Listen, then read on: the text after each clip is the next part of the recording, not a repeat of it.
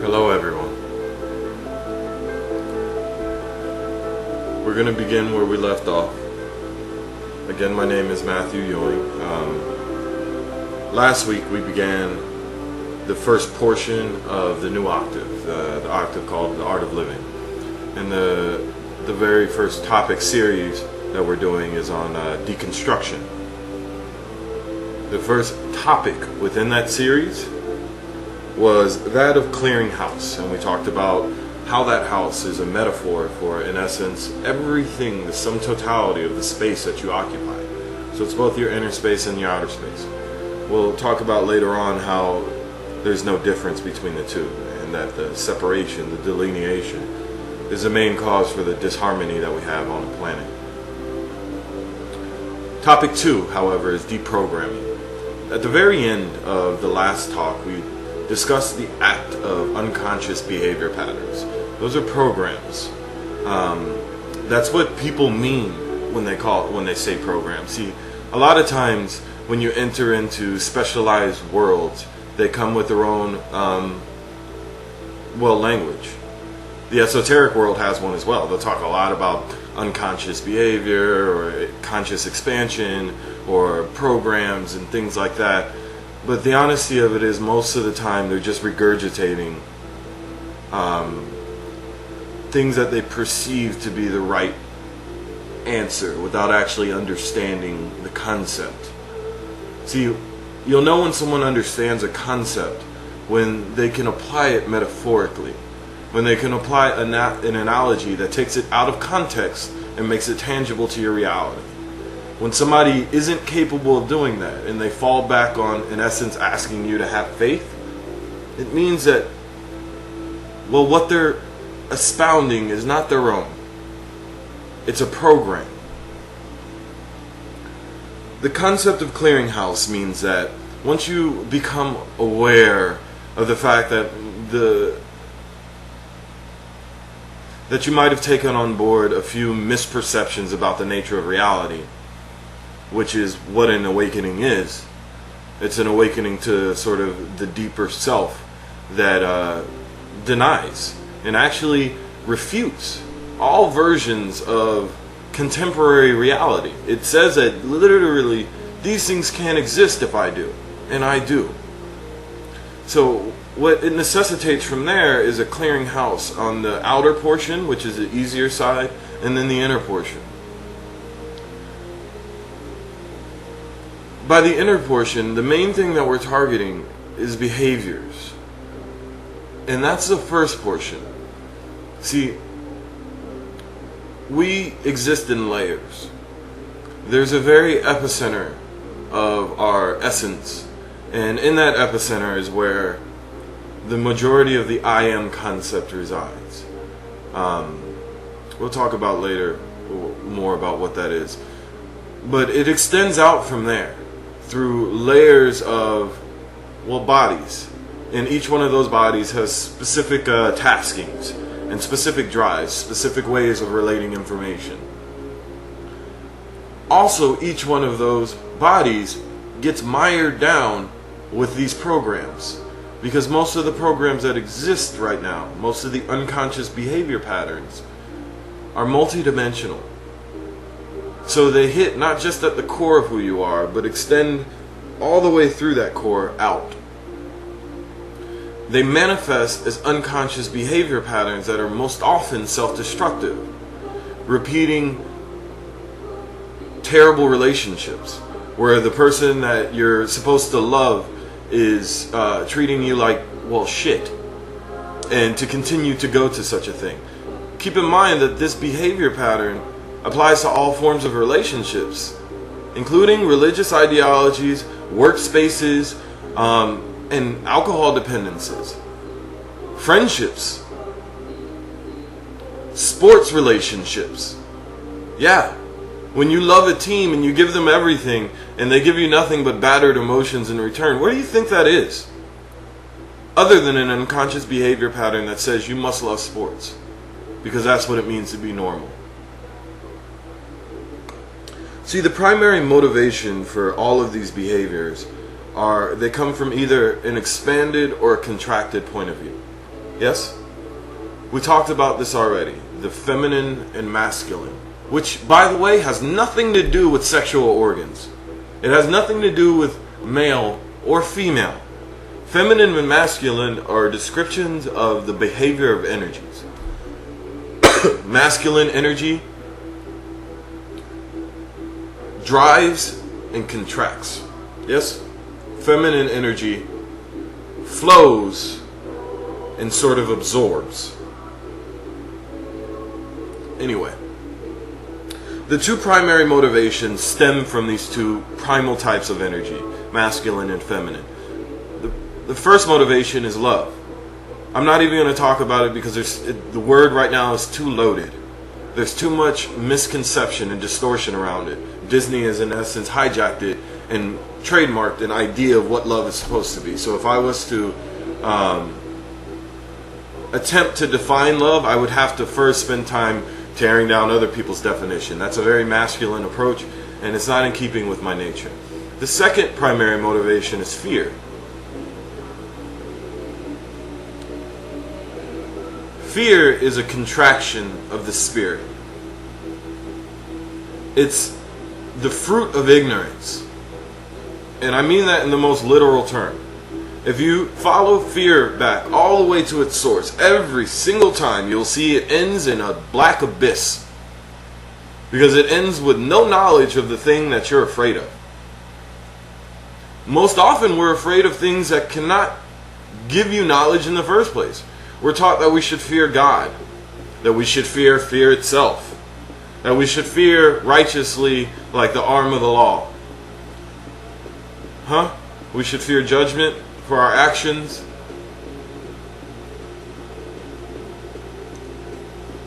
Shit, there's even religions that will tell you fear is the heart of love, which is such a contradictory statement. You would think that by this point everybody would have realized that such contradictions can't exist in anything that's really true. Sorry about the potency of my words here.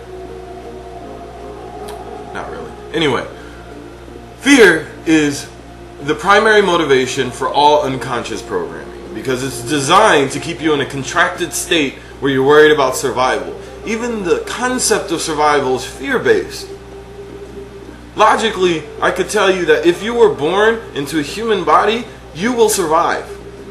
With the exception of Africa right now, which is the only place that's just not true. And that's because of the greed and fear of the minority, but we're not going to talk about that. Fear keeps you in a state of constantly wanting to hold on to things whose time has passed because you're worried that you'll never get anything else. That includes unconscious behavior patterns. That includes also the idea of having a place in this world. Limitations. See, when you get rid of unconscious behavior patterns, when you get rid of the idea that there are things, ways you're supposed to behave, ways you're supposed to go about ensuring your survival, when you get rid of the idea that you need to focus on survival, you get rid of fear. Everybody is going to face death. Everyone, every single thing that lives, including this planet, including the suns, all the galaxies, even black holes dissolve. All things that have time in a material body eventually abdicate that body so they can keep on going. Shed your fear of that by facing it, reconciling it as truth, and then looking forward to an unlimited reality. When you get rid of fear, you get rid of the capstone, the glass ceiling. People don't act certain ways in specific situations, like jobs, for instance, because they want to continue to climb up a ladder. And in order to do that, they have to meet the prescriptions of that society. You have to talk a certain way. You have to dress a certain way. You have to work at a specific time, in a specific manner, and ask for nothing in return. You have to give, give, and give, and then maybe eventually you'll get recognized by the system that you've been giving to, and perhaps they'll throw you a bone. We call it paying dues. It's such an asinine concept that I can't believe people so blindly accept it. You've paid dues by being born into a system that beats you down from the moment that you live. The fact that you survived is the dues that you paid. You're here. What's in front of you is whatever you want. Whatever you truly want. There are no limitations in this life. Every desire, every true, deeply felt want that you have is only a series of choices and actions away from getting. If you can see clearly what it is that you want, you can begin the process of gradual movement towards that thing. Let me give you a metaphoric, tangible example. If what I wanted, let me go for something very elusive so I can show you. If what I wanted was happiness, deep and profound bliss, the very first step would be me destroying my concept of what happiness is, meaning my unconscious programs, what other people have told me happiness is. Because if you looked around for an answer, people will tell you it's stuff. It's things. It's a car, it's a house, it's financial security, it's having a wife, having a kid, being prominent and self-supporting. Shit, we even list that amongst our needs. They aren't needs. If what I wanted was deep and profound happiness, what I would need to do is get rid of the definition of happiness so I could then say, well, what makes me happy? And then I could define it on my own terms. Once I defined it on my own terms, I could say, well, I felt this before, which is why I was capable of defining it. And what was the nature of that experience that led me to this feeling? Once I have that, I place it in front of me as a goal, and I work backwards from there. What would I need to do to make sure I'm in a position so I can have this experience? What would I need to do to make sure that I can get into this position? What would I need to do today? What space would I need to make? This leads us to a totality for today. We talked about deprogramming. That was the concept today. The concept, and what I attempted to do was work backwards. Talk about the very nature of what programming does to the individual. And then how to get away from that. How to overcome it. It's not enough for me if I can identify a problem. You know why? Because there are 1,000 million people on this planet who will be able to do that. And they would tell you exactly what your problem is. They might even set up some sort of illusory goal for you. They might say, hey, you should try this, or hey, you should try that. I'm not that guy. I have no agenda for your life. You know why? This is going to sound callous, but it's actually the heart of understanding and love. Because as of now, your life doesn't affect mine. Not the choices that I'm going to make. In a global scheme, it does, because we are one.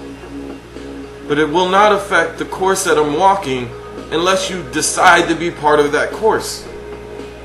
Every person who's listening to this in one form or another has been decided to be.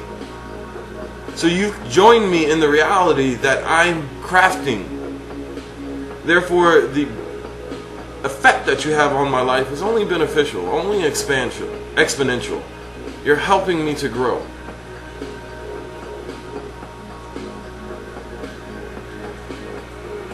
There is no true truth to the existence of programming or fear.